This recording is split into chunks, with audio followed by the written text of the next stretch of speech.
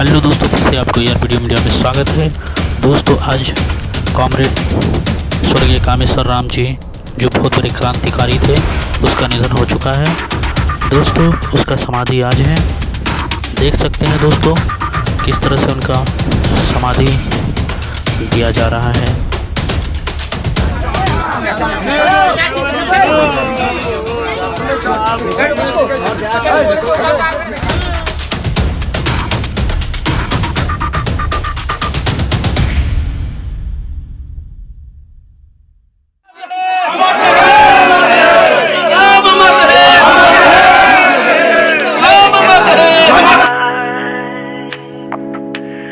But it's time to say goodbye.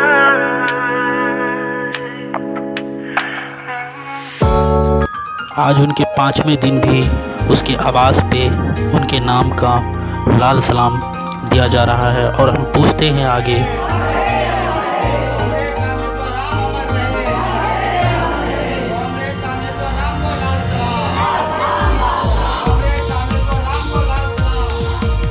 तो दोस्तों उनकी छवि के बारे में आज यहाँ पे पहुँचे आम जनताओं से, और बहुत सारे मेहमान यहाँ पे पहुँचे हुए हैं, उनसे भी रूबरू करवाएंगे और उनके बारे में कुछ जानकारी हासिल करेंगे।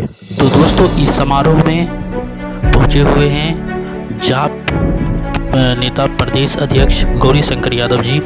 हम गौरी शंकर यादव जी से आपको रूबरू करवाएंगे। यहाँ पे जो कॉमरेड कामेश्वर राम थे, उनके परिवार से मेरी पहले से भी लगाव जुड़ाव रहा है, और उन्हीं के शोक सपन परिवार से मिलने आए हैं राजनीति से, मुखिया जी से। और स्वर्गीय कामेश्वर राम जो जन जन के नेता थे, कहा जाए एक सच्चे समाजवादी कॉमरेड थे, तो उन्हीं के याद में यहाँ मैंने बहुत सारे आपके बारे में सुने हैं और आपके साथ भी रहे हैं, शायद ग्रुप में छोड़े होंगे, लेकिन आपके साथ हम रहे हैं। और आप जो है सत्ता में नहीं आए हैं, फिर भी आप गरीबों के बीच रहे हैं, और आगे की आपकी क्या रणनीति है, इसके बारे में हम जानना चाहते हैं और हमारे दर्शक को भी आप बता दें। हम लोगों के बीच रहे हैं, रहते आए हैं और रहेंगे भी। यहाँ पर बहुत सारी सामाजिक बुराइयाँ हैं, बहुत सारी सामाजिक कठिनाइयाँ हैं। हम चाहते हैं कि उसमें शरीक हों, लोगों के सुख दुख में हों, भागीदार बने, और जो यथासंभव हमसे बन पड़े लोगों के दुख दर्द। आपने बोले हैं कि बहुत सारी बुराइयां हैं और बहुत सारी कठिनाइयां हैं, हम जानना चाहते हैं जो क्या बुराइयां हैं और क्या कठिनाइयां। ऐसे तो आप गिन नहीं पाएंगे। यहाँ पर जो ब्लॉक स्तर पे हो या सरकारी अस्पताल हो, सड़क हो, यहाँ जहाँ तक आने के लिए भी आज एमएल से कहने के लिए एमएल से जुड़ा हुआ सड़क है, लेकिन शायद हमको लगता है कि इंसान के चलने लायक सड़क भी नहीं है, और ये बरसों से खराब पड़ा हुआ है। जो ब्रह्मपुर से आपको मधुपुर घोड़ा तक जाती है, ये बहुत महत्वपूर्ण सड़क है। इस पर कई बार स्कूटी से बात भी हम किए हैं सड़क के बारे में। और सड़क ही नहीं, यहाँ पे स्कूल व्यवस्था हो, हॉस्पिटल व्यवस्था हो, और ख़ास करके ये इलाका इलाका पिछड़ा इलाका है, तो ये सब और दवा के अभाव में मारे जाते हैं। एक तरह से कहिए ये हत्याएं हो रही हैं। अगर किसी को समझ इलाज की ज़रूरत हो, दवा की ज़रूरत हो, तो इस इलाके में आपको संभव नहीं है कि अच्छा इलाज हो जाए। और सर जहाँ तक बात सरकारी शिक्षा की, सरकारी स्कूल की, तो वो हाल है वो तो आप देख ही रहे होंगे। तो जो बुनियादी सुविधाएँ हैं यहाँ पे नहीं है, और ख़ास करके मेरा सबसे ध्यान रहेगा यहाँ पर जो स्वास्थ्य सुविधा है, इस इलाके में स्वास्थ्य सुविधा को जो, और पानी भी यहाँ पे ज़्यादा आयरन पानी ज़्यादा लोग बीमार रहते हैं, लीवर का, किडनी का, बहुत सारा बीमारी है, फेफड़े का, और समुचित इलाज की व्यवस्था यहाँ पे नहीं है इस इलाके में। एक अच्छा अस्पताल हो, एक जहाँ डॉक्टर बैठे, सारा ध्यान हो, ये जरूर हमारा प्रयत्न में रहेगा। ठीक है, तो दोस्तों आप लोग गौरी शंकर यादव जी से राय सुन रहे थे, और मैं आप लोगों के कमेंट के अनुसार मैं गौरी शंकर यादव जी से कुछ बिंदु पे, अलग बिंदु पे कुछ हट करके कुछ पूछना चाहता हूँ, और वो अपने राय से, अपने मतलब से कुछ इस इलाके के बारे में बताएंगे, और इसे कैसे जो है सही किया जाए, इसके बारे में गौरी शंकर यादव जी खुद अपने वाणी से और अपने बिंदु से कहेंगे। इलाके में तो आपको पहले बोला कि समस्या ही इस इलाके में समस्या नहीं, समस्याएं में इलाका है। हर तरफ आपको पहले बोला कि जहाँ पे आने के लिए सड़क नहीं है, कहीं पर शिक्षा की व्यवस्था नहीं है, स्वास्थ्य की व्यवस्था नहीं है। आप ब्लॉक जाइएगा, ब्लॉक उसी तरफ का भ्रष्टाचार का नमक फैला हुआ है। तो यहाँ जो समस्या में ही ये इलाका है, एक तो समस्या है नहीं, यहाँ लड़ना होगा और लोगों को भी खड़ा होना होगा। यहाँ पे सभी लोगों को भी अपने आप में ये एहसास और महसूस कराना होगा कि हम लोग इंसान हैं, हम लोग जिंदा हैं, क्योंकि जिंदा कौम का ही के ही लोगों को पूछ होता है। यहाँ पे लोग मिथिला के लोग हैं, शांत स्वभाव के लोग हैं, इन्हें अपनी पूरी तरह हक और अधिकार का पता नहीं है। जिस दिन यहाँ का इंसान जग जाएगा तो स्वाभाविक है यहाँ से समस्याएं खत्म हो जाएगी। स्वर्गीय कामेश्वर राम जी के बड़े पुत्र हैं और ये क्या कहना चाहते हैं वो हम पूछेंगे।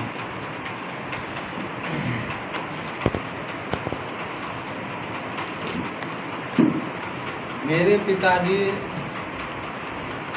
का जब जन्म हुआ उसी समय से उनको संघर्ष में पीछा किया और वो संघर्ष से कभी डरे नहीं, कभी विचलित नहीं, उसका फेस किया और फेस करते हुए जो सर्वहारा दलित सर्वहारा समाज था, जो पीड़ित था, शोषित था, चाहे वह किसी मजहब का हो, वे सबों के साथ कदम से कदम मिला करके गरीबी में भी चले और वे सामंतवादी ताकतों, फासिस्टवादी ताकतों से हमेशा लड़ते रहे, जिसके कारण उन्हें सैकड़ों बार जेल जाना पड़ा। और उनको उस वक्त, आज 1976 से 1972 में, 1976 में, 80 में, ये जो साल बीता 1970 से लेकर के 80, ये उनके लिए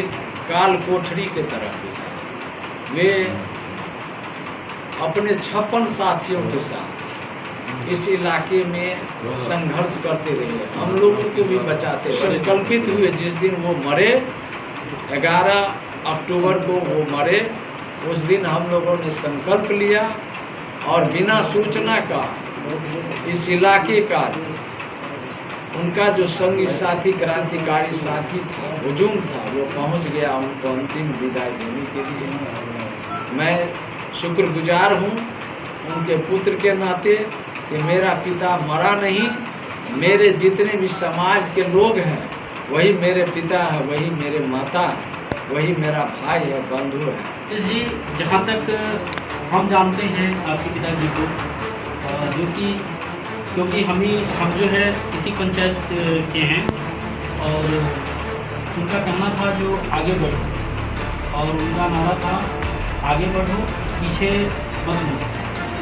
तो उनका जो है एक सपना था जो हमेशा पढ़ते रहो। और जहाँ तक हमें जानकारी मिला है, जो 1947 में जो है आज़ादी मिला था देश का, और हमारे गांव का फिरोजपुर पंचायत का जो 1996 में जो है लास्ट जो है, शायद हम गलत बोलते होंगे, लेकिन हमारे अनुभव के हिसाब से 1996 में जो है हमारे गांव का आज़ादी मिला है। तो आपके पिताजी का जो है कथन था जो पुतली वगैरह नहीं लगाने का, फिर जो है आप पुतली लगाए हुए हैं और बैठे हुए हैं, इसके बारे में आप क्या कहना चाहते हैं? ये सामाजिक अनुबंध है जिसको मेरे पिताजी ने तोड़ने का काम किया और ये पारंपरिक व्यवस्था है जिसको मेरे पिताजी ने ही तोड़ा था, मेरे दादाजी के समय। लेकिन आज इस व्यवस्था में मुझे भी जकड़ने का कोशिश किया जा रहा है, लेकिन हम लोगों को इस संबंध में इसलिए ये पहन करके दिखा रहे हैं ताकि उनको बताने में मुझे सहूलियत होगा। और यह एक जंजीर है, यह एक शोषणवादी नीति है, तो इसको प्रैक्टिकली वे में, प्रायोगिक रूप में बताने के लिए यह उपरी पहना गया। पिताजी तो शुरू से ही सिद्धांतवादी थे, उनका एक ही सिद्धांत था, वे कभी सिद्धांत से कोई समझौता नहीं किए, वो गैर सैद्धांतिक बात से कभी समझौता नहीं, वे न्यायिक बात हमेशा बोले। शिक्षित बनो, संगठित हो और संघर्ष करो, लेकिन यह समाज इस बात को समझने के लिए तहकीकात करेगा तभी यह समाज बदलेगा। चूंकि पिताजी जो वो बात बोलते थे और कहते थे वह 100 वर्ष के बाद भी क्या होगा, इस समाज का क्या स्थिति बनेगा, उस रूप को वो इस उम्र में एक मैट्रिक पास आदमी, एक प्रैक्टिकल आदमी ही समझ पाए। बाकी जो लोग हैं वो बुर्जुआगिरी में जी रहे हैं।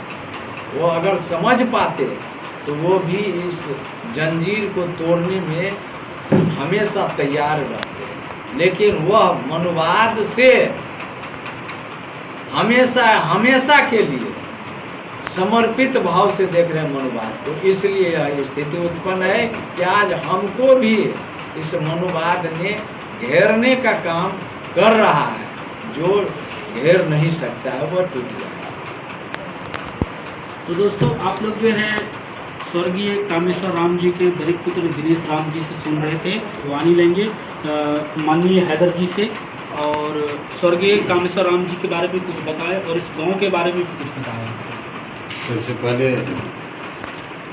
कॉमरेड स्वर्गीय कामेश्वर राम जी को आत्मा को शांति मिले, यही ईश्वर से कामना है। और इस दुख की घड़ी में उनके परिवारजनों को भी दुख सहने का ईश्वर शक्ति प्रदान करे।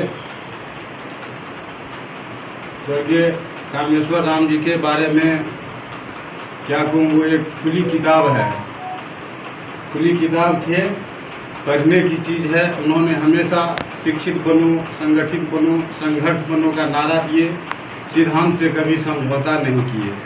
उन्होंने इस समाज के लिए, पड़ोसी समाज के लिए जो संघर्ष लड़े हैं वो बहुत ही सराहनीय है। यहाँ दलित, शोषित, पीड़ित के लिए वो एक ही मात्र आवाज़ थे जिनका हमेशा वो नेतृत्व किए।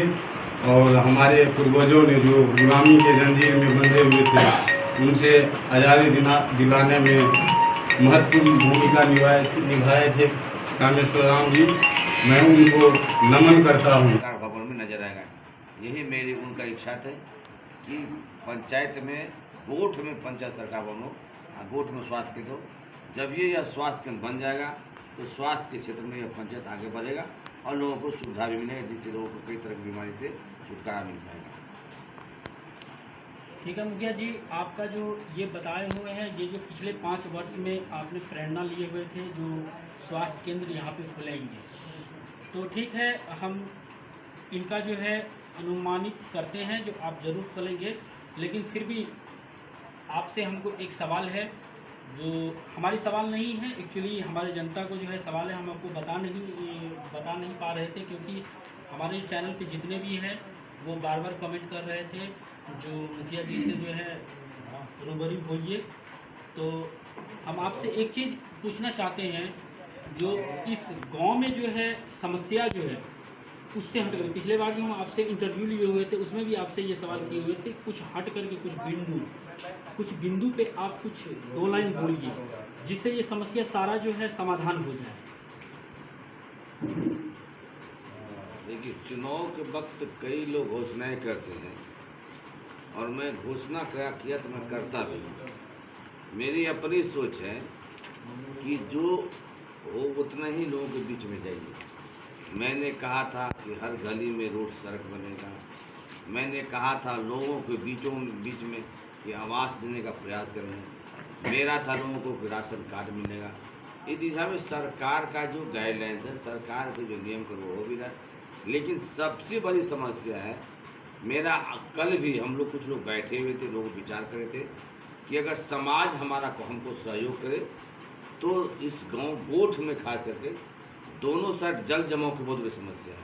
अगर ये समाज हमको साथ देगा तो दोनों साइड जो नाला तो नाला निर्माण करके लोगों को जल जमाव से समस्या का समाधान करना। ये मेरी अपनी पूर्ण इच्छा भी है, मेरी इच्छा शक्ति भी है कि अगर समाज हमको मदद करे तो जल जमाव का समस्या का समाधान हो सकता है।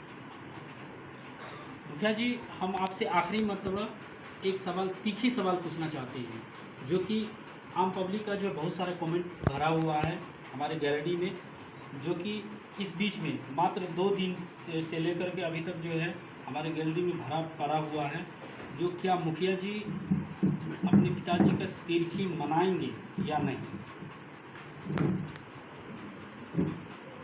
मैंने पहले भी कहा था कि जो हिंदू रीति रिवाज मैं हिंदू धर्म को तिरछी मनाएंगे या नहीं?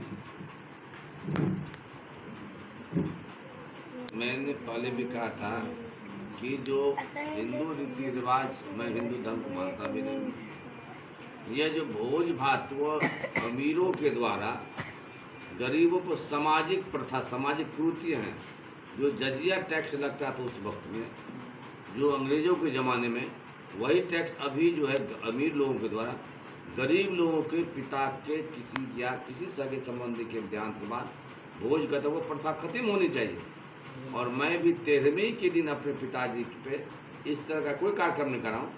मैं अपने पिताजी के 13वें के दिन पे उनके किए हुए कार्यों कीर्ति जो हुआ मैं लोगों के बीच बताऊंगा। उनके प्रति श्रद्धांजलि समारोह है, जिसमें इनके पार्टी के जिला से लेकर के प्रखंड से लेकर अंचल तक में और सामाजिक स्तर पर पंचायत लोग सारे श्रद्धांजलि समारोह मना करके इसके उनके यादों, उनके बातों को, विचारों को गुणगान होगा। उनके साथ जो लोग लड़े थे, चाहे वह मुस्लिम अंसारी हो, चाहे वह बिहारी मंडल हो, चाहे वह अयूब नट हो, जो भी लोग थे, जब्बार नट हो, कई लोग ऐसे साथी थे जो आज भी इस दौर में चले गए हैं।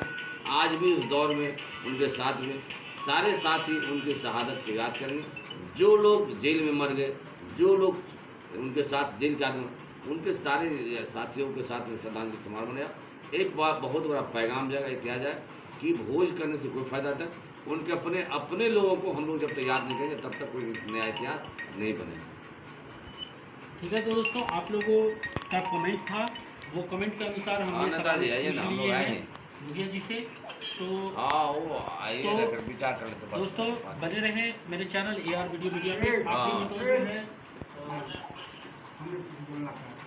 ठीक है, तो मुखिया जी हम आपसे एक जो है सवाल पूछना चाहता हूँ दर्शकों के लिए, जो कि आपके पिताजी जो है एक अलग सिद्धांत के व्यक्ति थे।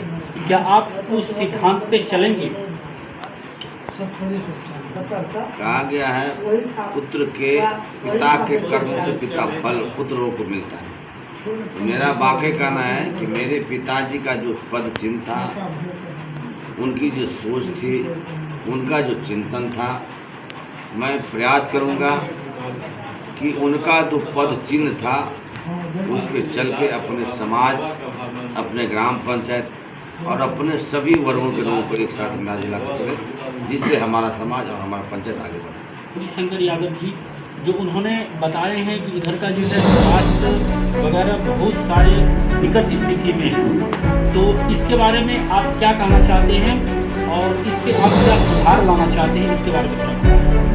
क्योंकि आप जो है इस पंचायत के मुखिया जी, जनता ने आपको दोबारा दूसरी मरतबा जो है आपको चुने हैं, इसके बारे में कुछ बताएं। सबसे पहले कहा गया है स्वास्थ्य संपत्ति है, और हमारा शरीर अगर है तो हम लगातार इस शरीर को बहुत आगे बढ़ते हैं। स्वास्थ्य के क्षेत्र में मेरा प्रयास भी रहा है कि यह इस पंचायत में स्वास्थ्य केंद्र हो, ग्राम पंचायत सरकार भवन हो, मिनी सचिवालय जिसको कहते हैं। तो आप वाकई में अपने पंचायत के लोगों को आशा दिलाता हूँ कि यह विगत 5 वर्षों में ग्राम पंचायत की रोजगार गोठ में और ग्राम पंचायत की रोजगार में ये स्वास्थ्य उपकेंद्र भी और पंचायत सरकार भवन में नजर आएगा। यही मेरी उनका इच्छा है कि पंचायत में गोठ में पंचायत सरकार भवन हो और गोठ में स्वास्थ्य केंद्र हो। जब यह स्वास्थ्य केंद्र बन जाएगा तो स्वास्थ्य के क्षेत्र में यह पंचायत आगे बढ़ेगा और लोगों को सुविधा भी मिलेगी, जिससे लोगों को कई तरह की बीमारी से छुटकारा मिलता है। ठीक है मुखिया जी, आपका जो ये बताए हुए हैं, ये जो पिछले 5 वर्ष में आपने प्रेरणा लिए हुए थे जो स्वास्थ्य केंद्र यहाँ पे खुलेंगे, तो ठीक है, हम इनका जो है अनुमानित करते हैं जो आप ज़रूर खोलेंगे। लेकिन फिर भी आपसे हमको एक सवाल है, जो हमारी सवाल नहीं है, एक्चुअली हमारे जनता को जो है सवाल है, हम आपको बता नहीं पा रहे थे, क्योंकि हमारे चैनल पे जितने भी हैं वो बार बार कमेंट कर रहे थे जो मुखिया जी से जो है रूबरू होइए। तो हम आपसे एक चीज़ पूछना चाहते हैं, जो इस गांव में जो है समस्या जो है उससे हट कर, पिछले बार जो हम आपसे इंटरव्यू लिए हुए थे उसमें भी आपसे ये सवाल किए हुए थे, कुछ हट करके कुछ बिंदु पे आप कुछ 2 लाइन बोलिए जिससे ये समस्या सारा जो है समाधान हो जाए। देखिए, चुनाव के वक्त कई लोग घोषणाएं करते हैं और मैं घोषणा किया तो मैं करता भी हूँ।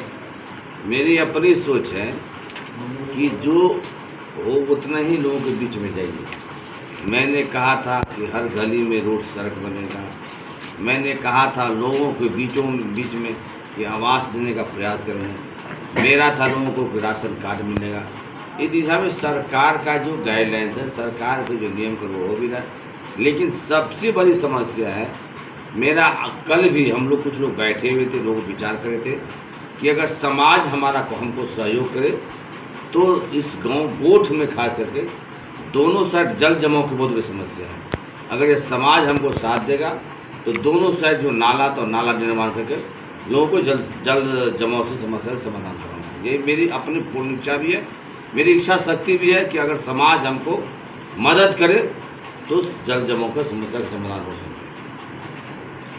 मुखिया जी, हम आपसे आखिरी मतलब एक सवाल, तीखी सवाल पूछना चाहते हैं, जो कि आम पब्लिक का जो बहुत सारा कमेंट भरा हुआ है हमारे गैलरी में, जो कि इस बीच में मात्र 2 दिन से लेकर के अभी तक जो है हमारे गैलरी में भरा पड़ा हुआ है, जो क्या मुखिया जी अपने पिताजी का तिरछी मनाएंगे या नहीं। मैंने पहले भी कहा था कि जो हिंदू रीति रिवाज, मैं हिंदू धर्म को मानता भी नहीं, यह जो भोज भात वो अमीरों के द्वारा गरीबों पर सामाजिक प्रथा, सामाजिक कुरीतियाँ हैं। जो जजिया टैक्स लगता था उस वक्त में, जो अंग्रेज़ों के ज़माने में, वही टैक्स अभी जो है अमीर लोगों के द्वारा गरीब लोगों के पिता के किसी सगे संबंधी के देहांत के बाद भोज का, तो वो प्रथा खत्म होनी चाहिए। और मैं भी 13वीं के दिन अपने पिताजी पे इस तरह का कोई कार्यक्रम नहीं कराऊँ। मैं अपने पिताजी के 13वीं के दिन पे उनके किए हुए कार्यों कीर्ति जो हुआ मैं लोगों के बीच बताऊंगा। उनके प्रति श्रद्धांजलि समारोह है जिसमें इनके पार्टी के जिला से लेकर के प्रखंड से लेकर अंचल तक में और सामाजिक स्तर पर पंचायत लोग सारे श्रद्धांजलि समारोह मना करके इसके उनके यादों, उनके बातों को, विचारों को गुणगान होगा। उनके साथ जो लोग लड़े थे, चाहे वह मुस्लिम अंसारी हो, चाहे वह बिहारी मंडल हो, चाहे वह अयूब नट हो, जो भी लोग थे, जब्बार नट हो, कई लोग ऐसे साथी थे जो आज भी इस दौर में चले गए हैं। आज भी इस दौर में उनके साथ में सारे साथी उनकी शहादत को याद करेंगे। जो लोग जेल में मर गए, जो लोग उनके साथ जेल के आदमी, उनके सारे साथियों के साथ में श्रद्धांजलि समारोह बनाया। एक बात बहुत बड़ा पैगाम जाएगा, ये किया जाए कि भोज करने से कोई फायदा था। उनके अपने लोगों को हम लोग जब तक याद नहीं करेंगे तब तक कोई नया इतिहास नहीं बनेगा। ठीक है, तो दोस्तों आप लोगों का कमेंट था, वो कमेंट के अनुसार हम अगली बार भी है हम मिलते हैं एक नए वीडियो के साथ, एक नए कंटेंट के साथ। देखते रहें AR वीडियो।